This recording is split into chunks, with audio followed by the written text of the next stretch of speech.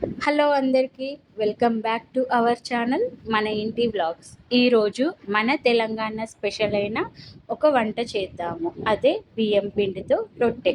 పొడి బియ్యం పిండితో రొట్టె ఈజీగా ఎలా చేయాలో ఈరోజు చూద్దాము. దీనికోసం బియ్యం పిండిని 3 కప్పులు తీసుకున్నాను. పొడి బియ్యంని ఇలా పిండి పట్టించాను. 3 కప్పుల పిండికి 2 కప్పుల వాటర్ సరిపోతుంది. అలాగే టేస్ట్ కోసం 1 టీ స్పూన్ సాల్ట్ అయితే సరిపోతుంది. మనము ఈ రొట్టె చేయడానికి పిండిని వేడి నీళ్ళతోటే కలుపుకోవాలి. అప్పుడే మనకి మంచిగా వస్తుంది.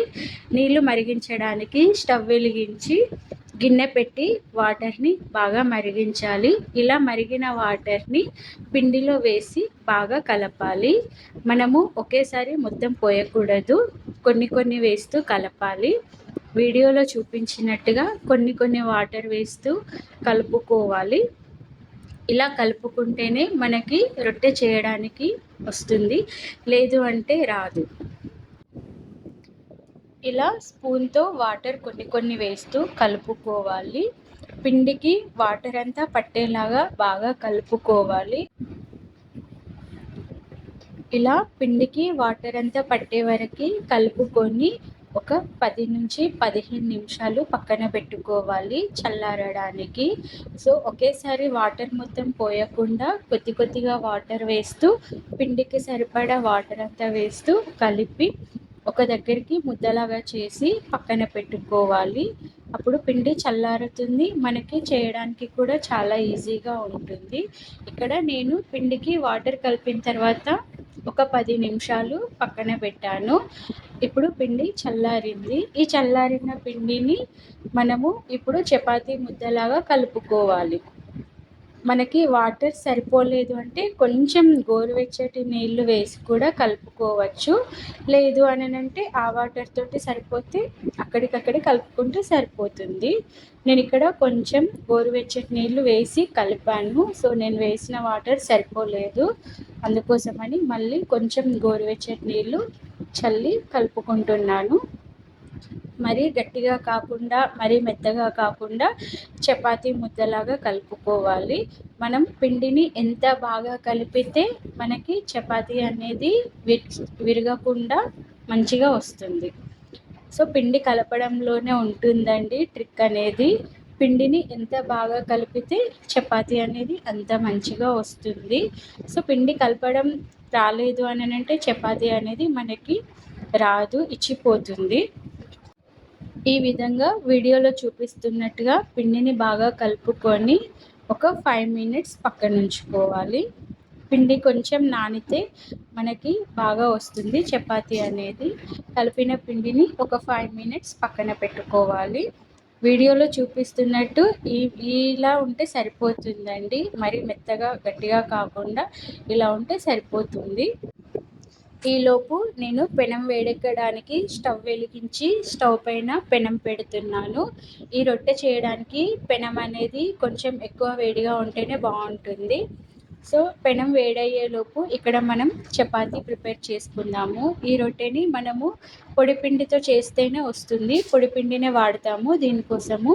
ఇలా పీట పైన పొడిపిండి వేస్తూ చపాతీ ముద్దని రౌండ్గా తిప్పుకుంటూ చేతికి కొంచెం పొడిపిండి అద్దుకొని చేస్తే పిండి అనేది చేతికి అంటుకోకుండా నీట్గా వస్తుంది. చుట్టుపక్కల మనకి క్రాక్స్ అనేవి రాకుండా ఉంటుంది. సో అలా అయితే మనకి చపాతీ అనేది విరగకుండా ఉంటుంది, మెత్తగా కూడా ఉంటుంది. సో ఇలా మీకు పిండి అంటుకోకుండా పొడిపిండిని చేతికి అద్దుకుంటూ చపాతీని వద్దుకోవాలి.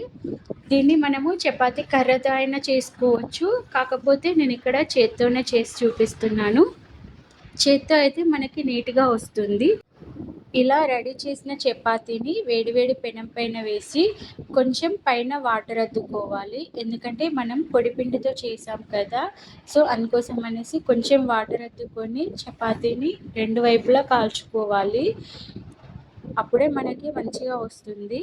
లేదు అని అంటే ఆ పొడిపిండి అనేది చపాతీకి అంటుకుపోతుంది, అంత బాగా ఉండదు. ఇక్కడ నేను వాటర్ కొంచెం చేతితోటి అద్దుతున్నాను. సో ఇలా కొంచెం వేడెక్కిన తర్వాత చపాతీని ఇంకొక వైపుకి టర్న్ చేసుకోవాలి. సో ఇలా మనము అటు ఇటు టర్న్ చేసుకుంటూ రెండు వైపులా బాగా కాల్చుకుంటే చపాతీ అనేది మెత్తగా వస్తుంది అండ్ పొంగుతుంది కూడా. ఈ చపాతీలోకి చికెన్ కర్రీ కానీ, మటన్ కర్రీ కానీ, ఫిష్ కానీ, లేదు అంటే పప్పు లాంటి కర్రీస్ ఉంటే ఈ చపాతీలోకి చాలా టేస్టీగా ఉంటుంది. ఇది తెలంగాణలో చాలా స్పెషల్ అండి. చాలా టేస్టీగా ఉంటుంది. మన పాతకాలం వాళ్ళు ఈ చపాతీలే చేసుకొని తినేవాళ్ళు. సో చాలా టేస్టీగా ఉంటుంది. మీరు కూడా వీడియోలో చూపించినట్టు ట్రై చేయండి. చేయరాని వాళ్ళు కూడా చాలా ఈజీగా చేసేస్తారు. మనం పిండి అనేది కొంచెం మంచిగా కలుపుకుంటే ఈజీగా చేయొచ్చు. చేత్తో కాకుండా చపాతీ కర్రతో చేసినా కూడా వస్తుంది. ఒకసారి ట్రై చేయండి, బాగుంటుంది. ఇలా నేను రెండు వైపులా సమానంగా కాల్చుకున్నాను. చపాతీ అనేది పొంగుతుంది కూడా, మంచిగా వస్తుంది. ఒకసారి మీరు ట్రై చేయండి. సో చూసారు కదా చపాతీ అనేది ఎంత బాగా కాలిందో. సో ఈ విధంగా చుట్టూ తింపుకుంటూ చపాతీని కాల్చుకోవాలి, అప్పుడే మనకి మంచిగా వస్తుంది. ఇలా రెడీ అయిన చపాతీలని ఏ కర్రీలో కానీ, చట్నీలో కానీ పెట్టుకొని తింటే చాలా టేస్టీగా ఉంటుంది. చూసారు కదా ఎంత మెత్తగా ఉన్నాయో. సో మీరు కూడా ట్రై చేయండి. ఈ వీడియో కనుక మీకు నచ్చినట్టయితే లైక్ చేయండి, షేర్ చేయండి, మన ఛానల్ని సబ్స్క్రైబ్ చేయండి.